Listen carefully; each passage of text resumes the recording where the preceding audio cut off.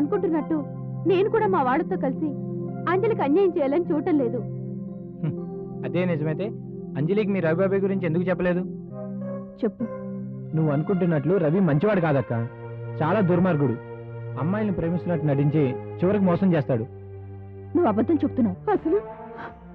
అసలు ఆ రోజు వాళ్ళ నాన్నగారు అంజలిని మీ దగ్గర వదిలినప్పుడే ఎలాగైనా ఆయన్ని ఎదిరించి అంజలిని నాతో తీసుకొచ్చేసి ఉంటే ఈరోజు నాకు ఇంత కష్టం వచ్చుండేది కాదు. అంజలి వచ్చేస్తుంది. ప్లీజ్ రవి, నేను చెప్పేది విను రవి. ప్లీజ్ ప్లీజ్ రవి, కాదనద్దు. ఆ అమ్మాయికి రవికి ఏంటి సంబంధం? అలా పడి పడి మాట్లాడుతుందేంటి?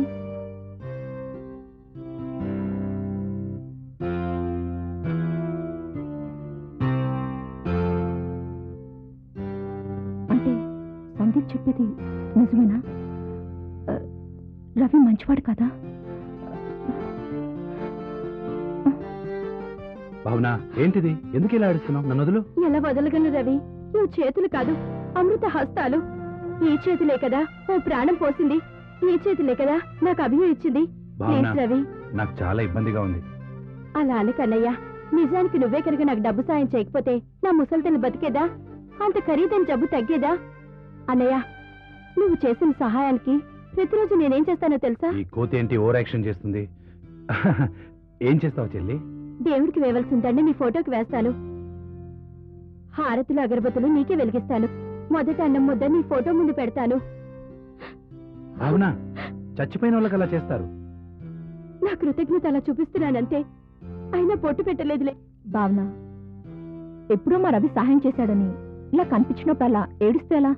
సారీ అండి, నా బాధ మీకు తెలీదు. నిజానికి అన్నయ్య చేసిన సహాయం. భావనా, ఇక అంజలి గారు, రవి లాంటి మంచి మనిషి మీకు జన్మ జన్మలకి దొరకడండి. ఆల్రెడీ అతని మంచితనానికి, అతను చేసిన సహాయానికి ఓ అమ్మాయి ఉక్కిరి బిక్కిరయ్యి ఊపిరి ఆడక భావనా, ఆ అమ్మాయి నేనే. ఆయన ఆపుకోలేకపోతున్నాను. రవి, మా అమ్మ గుండాపరేషన్ చేయించినందుకు చాలా థ్యాంక్స్. నిన్నమ్మ తెగతలుచుకుంటోంది. ఈ రోజు సాయంత్రం ఒకసారి రా అన్నయ్యా. ఈ రోజు సాయంత్రమా? ఒకసారి వెళ్ళిరా రవి, పాపం పెద్దావిడ సంతోషపడుతుంది. పోనీ మనిద్దరం వెళ్దామా? అలా ఎందుకో, నేను ఈ రోజు రేపు ఒకసారి చూసొస్తానులే. నిన్ను మరోసారి తీసుకెళ్తాను. భావనా, నీకు ఐస్ క్రీమ్ కావాలా? లేదు, నాకు అర్జెంట్ పని ఉందన్నయ్యనే వెళ్తాను. వస్తాను వదినా. మీరిద్దరూ మేడ్ ఫర్ ఈచ్ అదర్ లా ఉన్నారు.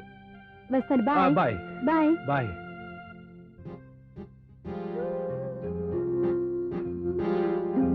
Ravi, really you're great. నిజంగా నీ విషయంలో నేను చాలా అదృష్టవంతురాలు. Same to you.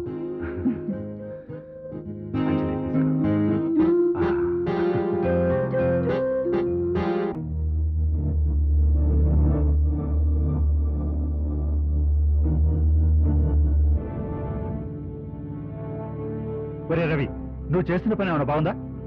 నేనేం చేశాను అన్నయ్య? షడప్. చేసిందంతా చేసి ఏమి తెలియనట్టు మాట్లాడతావే? అన్నయ్య, అది ఇంకేం మాట్లాడకు. అంజలిని వెంట పెట్టుకుని ఆ తిరుగులేడురా. అన్నయ్య, అంజలి నాకు కాబోయే భార్య కదా. కాబోయే భార్య ఇంకా కాలేదు కదా రవి. నలుగురు చూస్తే మన పరువేం గాను. నేను ఇప్పుడు మన పరువు గురించి ఆలోచించడం లేదు, అంజలి వైపు నుంచి ఆలోచిస్తున్నాను. బావగారు? అవునమ్మా, నాకు నువ్వు ఐశ్వర్య ఒకటేనమ్మా. అంటే అంజలి నేను క్షేమంగా చూసుకోలేను భయమా? ఒరేయ్, నువ్వు ఎదురు ప్రశ్న వేయకు. అంజలి 10 మంది దృష్టిలో పట్టడం నాకు ఇష్టం లేదు. వాళ్ళ దృష్టి పడి అంజలికి ఏమన్నా అయితే? బావగారు, మీకు నేనంటే ఎంత అభిమానం. మీ బావగారికి సెంటిమెంట్లు ఎక్కువమ్మా. ఐశ్వర్య అంటే ఆయనకు ప్రాణం. చిత్రం ఏమిటంటే నువ్వు వచ్చిన తర్వాత ఆయన నిన్ను ఎంతో ఇష్టంగా అభిమానిస్తూ ఐశ్వర్యని పట్టించుకోవడం కూడా మానేశారు. అంజలి, నువ్వు మా అన్నయ్య దగ్గర మార్కులు కొట్టేశావు. నీకు ఇంత చిన్న కష్టం కలిగినా ఆయన ఒప్పుకోరు. చూసావుగా, ఇప్పుడు నన్ను తిట్టిన తిట్టకుండా తిట్టి చంపుతున్నాడు. బాబుగారు చెప్పింది కూడా నిజమే. ఆడపిల్ల పెళ్లి కాకుండా తిరిగి నలుగురు దృష్టిలో పట్టం తప్పే. బావగారు, నన్ను క్షమించండి. నా బంగారు తల్లి, అసలు ఇందులో నీ తప్పేం లేదమ్మా. నువ్వెందుకు క్షమాపణ అడుగుతావు? అసలు తప్పంతా వీడిదే. అబ్బాబ్బా అన్నయ్య, ఇక నన్ను వదిలే. పొరపాటున కూడా అంజలిని ఇక బయటకు తీసుకెళ్ళను. ఒరేయ్, అసలు బయట తిప్పకపోతే అంజలికి బోరు కొడుతుంది. మరీ ఎండలో తిప్పకు. సాయంత్రం చల్లటి వేళ 1 గంట బయట తిరిగిరండి. అలా కాదు, ఈసారి బయటకు వెళ్ళేటప్పుడు మీకు చెప్పి మరీ వెళ్తాం బావగారు. ఒరే చూసావా అంజలి మంచితనం నేర్చుకోరా. అంజలిని చూసి నువ్వు చాలా విషయాలు నేర్చుకోవాలి. అంజలి నువ్వు వీడితో ఎలా వెగుతావో ఏమోనమ్మా. రత్న ఏంటండి? రాత్రి అందరూ పడుకున్న తర్వాత అంజలికి దిష్టి నేను తీసేయాలి. అదే అనుకుంటున్నాను. పదంజలి మనం మేడ మీదకి వెళ్దాం. ఏయ్ అంజలిని వెళ్ళలేవు, నువ్వు వెళ్ళి చదువుకో. నాన్నగారు మీరు చెప్పినట్లే అంజలిని విసిగించకుండా కాసేపు మామూలు కబుర్లు చెప్పి ఆ తర్వాత చదువుకుంటాను. సరే సరే వెళ్ళు, వెళ్ళమ్మా.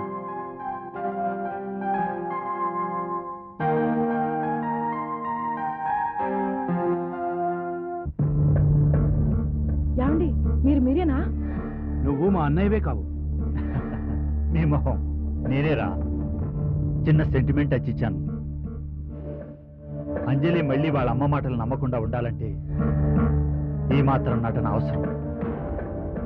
ఆ రాజీ పతనం కోసం నేను ఏమైనా చేస్తాను.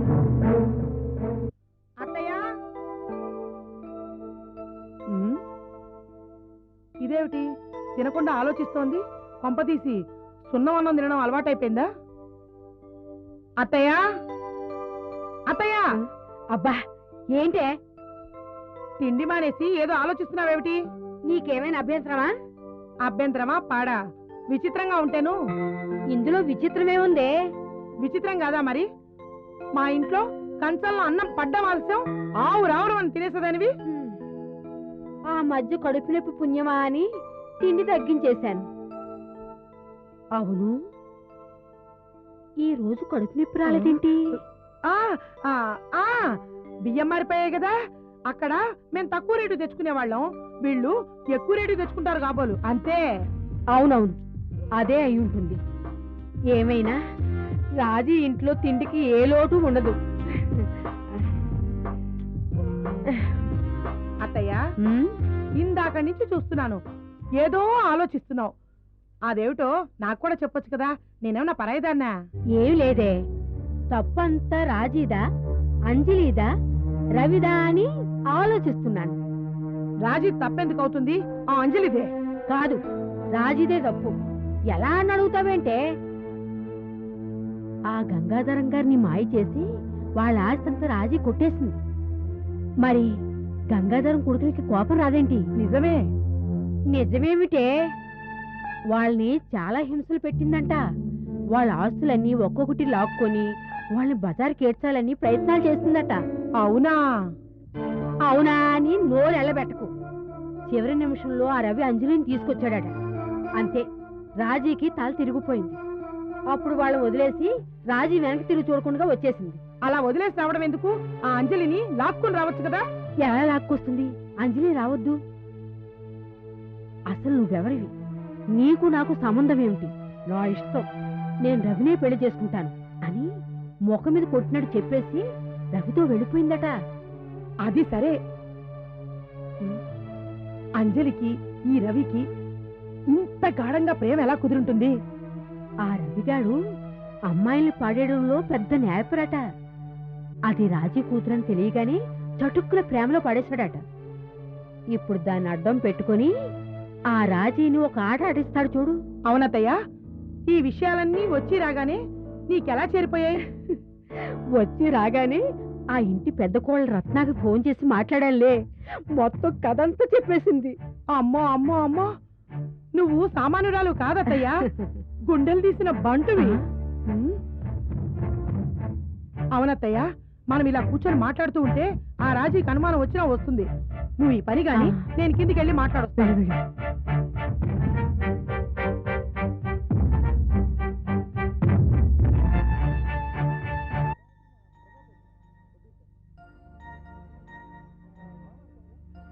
విజయ, విజయ ఎక్కడికి పోయిందో? అరే, మీరు వడ్డించుకోవటం ఏంటి? నీకెందుకులే అమ్మా శ్రమ. బాలే వారే బాబు గారు, ఇందులో శ్రమ ఏముంది? ఇది రేపటి బాధ్యతే కదా. రేపటి బాధ్యత? రేపు నేను ఇంటి కోడలుగా వచ్చాక ఎలాగో ఈ పనులు చేయాలి కదా, అందుకే ముందుగా అలవాటు చేసుకుంటున్నాను. ఆ అదృష్టం మాకు ఉందంటావా అమ్మా? అదేంటి బాబు గారు అలా అంటారు? ఇంటి కోడలైతే ఆ అదృష్టం నాదే కదా. అంజలి, ఒక్కోసారి మనిషి చాలా ఎక్కువగా ఊహించుకుంటాడు. అది తొందరపాటో తలబాటో తెలియని స్థితిలో ఉండిపోతాడు. మీరేం మాట్లాడుతున్నారో నాకు అర్థం కావటం లేదు. అర్థం చేసుకోవడానికి ప్రయత్నిస్తే ఎన్నో తెలుస్తాయి. మనం వేసే ప్రతి అడుగు దిద్దుబాటుకు దారితీస్తుంది. ఏ విషయంలో? నీ ఇష్టం విషయంలో, నీ నిర్ణయం విషయంలో. మీరేదో చెప్పడానికి ప్రయత్నిస్తున్నట్టున్నారు. తెలిసింది చెప్పకపోతే అది మానవత్వం అనిపించుకోదు. చెప్పకుండా దాస్తే మనస్సాక్షి ఒప్పుకోదు. ఎటూ తెలుసుకోలేకపోతున్నానమ్మా. బావగారు, కూతురు అయితే బాగుండేది. అలా అనుకుని మీరు చెప్పదలుచుకున్నదో చెప్పండి. ఈ ఇంటి గురించి నీకెంత తెలుసు? పూర్తిగా తెలుసు. ఈ ఇల్లు ఒక బృందావనం లాంటిది. ఇక్కడున్న మనుషులు ఎంతో మంచివాళ్ళు, మనసున్న వాళ్ళు. నన్నెంతో గొప్పగా చూసుకుంటున్నారు. నాకింత చిన్న కష్టం వచ్చినా అందరూ బాధపడతారు. అంజలి, నీకెలా చెప్పాలో చెప్తే నువ్వు ఎలా రియాక్ట్ అవుతావో. అసలు ఈ ఇంట్లో చంద్ర,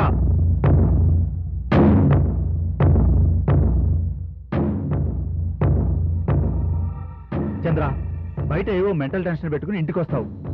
నీకు ఎన్నిసార్లు చెప్పినా అలాగే చేస్తావేంట్రా? నిన్న విజయ్ మీద అరిచావట. అమ్మా అంజలి, వీడు చాలా మూడిఫేలో అమ్మా. ఏవో మాట్లాడుతూ ఉంటాడు. నువ్వు లోపలికి వెళ్ళమ్మా. పాపం టిఫిన్ చేస్తున్నారు కదా, వడ్డించి వెళ్తాను. వీడు చిరాగ్గా ఉన్నప్పుడు ఎవరం వాడిని పలకరించవమ్మా. కాసేపు అలా వదిలేస్తే వాడే సర్దుకుంటాడు. నేను వడ్డిస్తాలే అమ్మా, నువ్వు లోపలికి వెళ్ళు. అలాగే.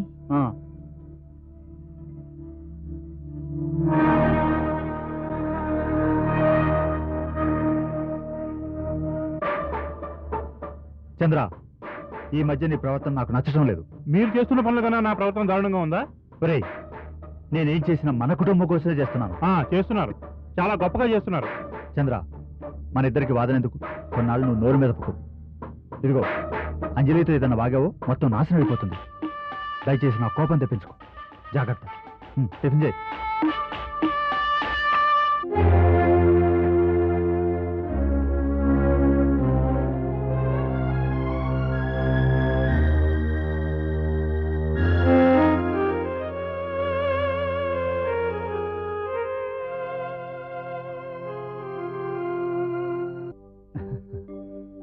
మా అంజలి తరపు బంధువులుగా మీరు మా ఇంటికి వచ్చినందుకు చాలా సంతోషంగా ఉంది. ఎంత మాట! సంతోషం మీది కాదు, మాది. మా అంజలిని మళ్ళీ మాకు చూపిస్తున్నారు. మా మీద అలిగి ఇంట్లో నుంచి ఎటో వెళ్ళిపోయింది. ఆ రోజు నుంచి తిండి సహించడం లేదు, కంటి మీద కునికేలేదనుకోండి. అవును పాపం, చిక్కి సగం అయిపోయిందనుకోండి. కంట్లో ఒత్తులేసుకొని అంజలిని పెంచి పెద్ద చేశాను. ఆ బాధ ఉండదా మరి? ఎంతైనా మేము మీకెంతో రుణపడి ఉన్నాం. మా అంజలి క్షేమంగా ఉందంటే దానికి కారణం మీరే. మాదేముందండి, అంతా ఆ భగవంతుడి లీల. బంగారం లాంటి అంజలిని మా ఇంటి కోడలుగా పంపుతున్నాడు. నిజమేనమ్మా, అంజలికి సుఖపడే యోగం ఉంది కాబట్టే అలా జరుగుతుంది. అది సరే గాని అంజలి లోపలుందా? నా బిడ్డని కళ్ళారా చూసుకోవాలని నా మనసు తహతహలాడుతోంది. అంజలి మేడ మీద గదిలో ఉంది. రత్న, తీసుకువెళ్ళు. అలాగే, రండమ్మా. రండి.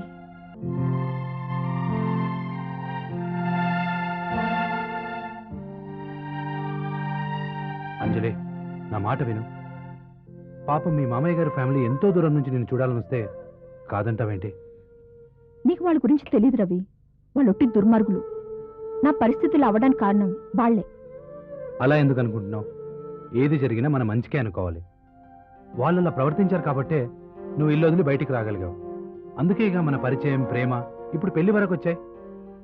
అందుకైనా నువ్వు వాళ్ళని క్షమించాలి. బాగా చెప్పావయ్యా. ప్రతి మనిషి ఎప్పుడో ఒకప్పుడు తప్పులు చేస్తాడు. దాన్ని సర్దిద్దుకునే అవకాశం మనం వాళ్ళకి ఇవ్వడమే మానవత్వం బాబు. నేను మీరు అనుకుంటున్నంత గొప్పదాన్ని కాదు. మా అత్తయ్య నేను క్షమించలేను. తప్పమ్మా, అలా అనకూడదు.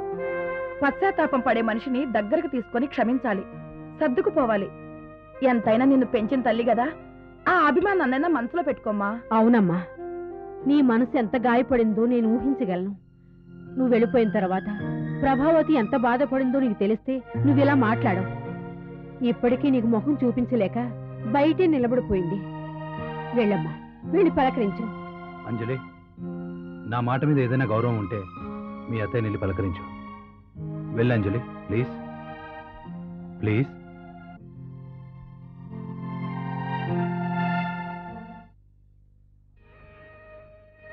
నువ్వు చాలా గొప్పవాడవయ్యా బాబు. ఎక్కడ పట్టుబట్టాలో బాగా తెలిసిన వాడివి. దీన్ని జారిపోనివ్వకు. ఆ రాజీ దారికి రావాలంటే అంజలి మీ దగ్గరే ఉండాలి.